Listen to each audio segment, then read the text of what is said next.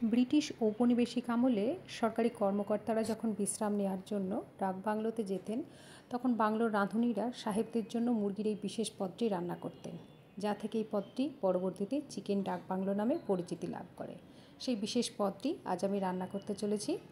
নমস্কার বন্ধুরা, সীমাজ রান্নাঘরে তোমাদের অনেক অনেক স্বাগত। তাহলে চলো এই বিশেষ রান্নাটি আমি শুরু করি।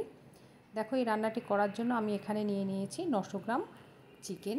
এর মধ্যে আমি দিয়ে দিচ্ছি 1 চামচ ধনে গুঁড়ো, 1 চামচ জিরে গুঁড়ো, হাফ চামচ হলুদ গুঁড়ো, দিয়ে দিচ্ছি 1 চামচ লঙ্কা গুঁড়ো। আর এই মশলাগুলো দেওয়ার পর এর মধ্যে আমি দিয়ে দেব জল ঝরিয়ে রাখা টক দই। এখানে আমি হাফ কাপ টক দই নিয়েছি।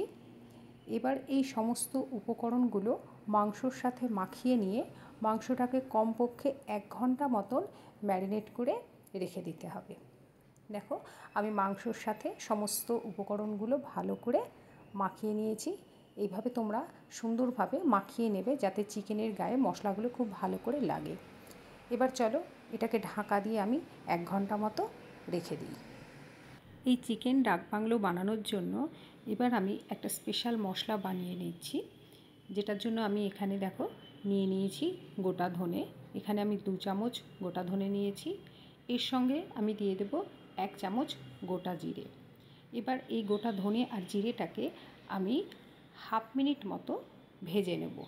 এটা অবশ্যই তোমরা লো ফ্লেমে করবে। ভেজে নেওয়ার পর এর মধ্যে আমি দিয়ে দেব শুকনো লঙ্কা। 4টে শুকনো লঙ্কা আমি এখানে দিয়ে নিয়েছি। এরপর এর মধ্যে আমি গোটা গরম মশলা দেব। দেখো, আমি এখানে একটা দারচিনি নিয়েছি, নিয়ে নিচ্ছি 4টে এলাচ, 4টে লবঙ্গ, আর দিয়ে দিচ্ছি এর মধ্যে জয়িত্রী। এবার এই সমস্ত উপকরণগুলোকে আমি ভেজে নিয়েছি। দেখো, কমপক্ষে 1 মিনিট মতন ভাজলেই যথেষ্ট।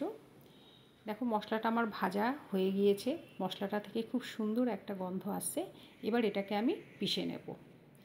দেখো, মশলাটা আমি পিষে নিয়েছি। এখন এই মশলাটা আমি ব্যবহার করব না। এবার চলো এর পরবর্তী স্টেপ কী করি সেইটা দেখি। চিকেন ডাকবাংলো বানানোর জন্য আমি এখানে নিয়েছি 3টে সিদ্ধ ডিম আর নিয়েছি আলু। ডিমগুলো কিন্তু হাফ বয়েল সিদ্ধ হলে হবে না, একদম ফুল বয়েল হতে হবে। এবার একটা কড়াইয়ে আমি দিয়ে দিচ্ছি সর্ষের তেল। সর্ষের তেলটা গরম হয়ে গেলে আমি ডিম আর আলুগুলো ভেজে নেব, কিন্তু তার আগে ডিম আর আলুটাকে আমি একটু হলুদ মাখিয়ে নেব। ডিম আর আলুগুলোতে হলুদ মাখিয়ে নেওয়ার পর আমি ডিমগুলোকে একটু চিড়ে দেব, কারণ অনেক সময় ভাজতে গেলে এগুলো ফেটে যায়। সেই জন্য অবশ্যই কিন্তু তোমরা এই ডিমে একটু করে চিড় দিয়ে নেবে। দেখো, দেখতে পাচ্ছ কীভাবে দিচ্ছি। ডিমগুলো চিড়ে দেওয়ার পর আমি এবার ডিমগুলোকে প্রথমে আলাদা করে ভেজে নেব। দেখো, ডিমগুলো আমি দিয়ে দিয়েছি গরম তেলের মধ্যে। এবার ডিমগুলোকে আমি লাল লাল করে ভেজে নেব। দেখো, ডিমগুলো ভাজা হয়ে গিয়েছে। এবার ডিমগুলো আমি উঠিয়ে নেব। ওই তেলেই এবার হলুদ মাখানো আলুটাও আমি দিয়ে দেব এবং আলুটাকেও আমি ঠিক লাল লাল করেই ভেজে নেব। আলুটাকে এইভাবে 2 থেকে 3 মিনিট যদি ভাজো, ভাজার পর দেখো ওর রঙটা কী সুন্দর হয়ে গেছে। এবার এই আলুগুলো আমি উঠিয়ে নেব। ওই তেলেই আমি এবার দিয়ে দিচ্ছি 3টে মিডিয়াম সাইজের পেঁয়াজ। পেঁয়াজগুলোকে কিন্তু আমি খুব বেশি ভাজবো না, হালকা লালচে করব। আর এখানে আমি পেঁয়াজে কোনো লবণ ব্যবহার করছি না। দেখো, পেঁয়াজটাকে 2 মিনিট মতন ভাজার পর দেখো পেঁয়াজটা নরম হয়ে গিয়েছে এবং এর কালারটাও চেঞ্জ হয়ে এসেছে। এরপর আমি এর মধ্যে দিয়ে দেব ম্যারিনেট করে রাখা চিকেনটা। দেখো, যে চিকেনটাকে আমি 1 ঘন্টা ম্যারিনেট করে রেখেছিলাম, এবার এই চিকেনটাকে আমি এই ভাজা পেঁয়াজের মধ্যে দিয়ে দেব। এরপর পেঁয়াজের সঙ্গে চিকেনটাকে আমি খুব ভালো করে মিশিয়ে নেব। এইভাবে তোমরা পেঁয়াজ আর চিকেনটাকে খুব ভালোভাবে মিশিয়ে নেবে। এরপর এর মধ্যে আমি দিয়ে দেব কিছু বাটা মশলা। বাটা মশলার জন্য আমি এখানে নিয়ে নিয়েছি 1 চামচ আদা বাটা, নিয়েছি 1 চামচ রসুন বাটা। এই আদা আর রসুন বাটাটা আমি খুব ভালো করে চিকেনের সঙ্গে মিশিয়ে নিয়ে এটাকে মিনিট খানিক নাড়াচাড়া করে নেব। এরপর এর মধ্যে আমি দিয়ে দেব স্বাদ মতো লবণ। লবণ দেওয়ার পর চিকেনটাকে আমি আবারও মিনিট 2 মতন মিডিয়াম ফ্লেমে এইভাবে ফ্রাই করে নেব। এইভাবে মিনিট 2 ফ্রাই করে নেওয়ার পর আমি গ্যাসের ফ্লেমটা লো করে দিয়ে এটাকে ঢাকা দিয়ে 7 থেকে 8 মিনিট মতো রেখে দেব।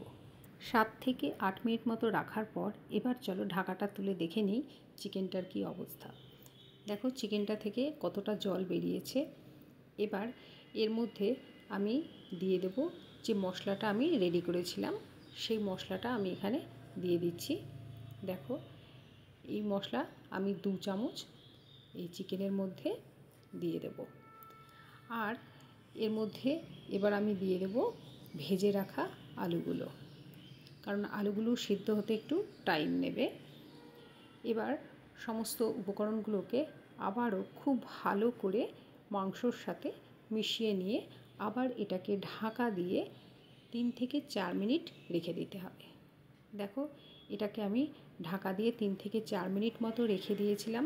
দেওয়ার পর দেখো কী সুন্দর তেল ছেড়ে এসেছে মাংসটা থেকে। এবার এর মধ্যে আমি দিয়ে দেব গরম জল। তোমরা কিন্তু অবশ্যই এখানে গরম জলই ব্যবহার করবে। আমি এখানে নিয়েছি গরম জল এবং পরিমাণটা হচ্ছে 2 কাপ মতো। নেওয়ার পর এর মধ্যে আমি দিয়ে দিচ্ছি ভেজে রাখা ডিমগুলো। এবার এই ডিম এবং আলু ঝোলের সঙ্গে খুব ভালো করে মিশিয়ে নিতে হবে। নেওয়ার পর এটাকে আবারও কিছুক্ষণ আমি ঢাকা দিয়ে রেখে দেব। তাহলে চলো এবার এটাকে আমি ঢাকা দিয়ে রেখে দিই। দেখো 3 থেকে 4 মিনিট মতন ঢাকা দিয়ে রাখার পর রেসিপিটা আমার রেডি হয়ে গিয়েছে। এবার আর কিচ্ছু নয়, চলো এটাকে পরিবেশন করি। দেখো খুব সহজে আমি বানিয়ে ফেললাম একটা মাংসের রেসিপি। তোমরাও এইভাবে ঘরে বানাবে আর বানিয়ে খেয়ে কিন্তু অবশ্যই আমাকে জানাবে কেমন লাগলো। আমার রান্নাগুলো যদি তোমাদের ভালো লেগে থাকে তাহলে কিন্তু লাইক, শেয়ার আর সাবস্ক্রাইব করতে একদম ভুলবে না। আজ তাহলে রাখি, সবাই খুব ভালো থেকো, নমস্কার।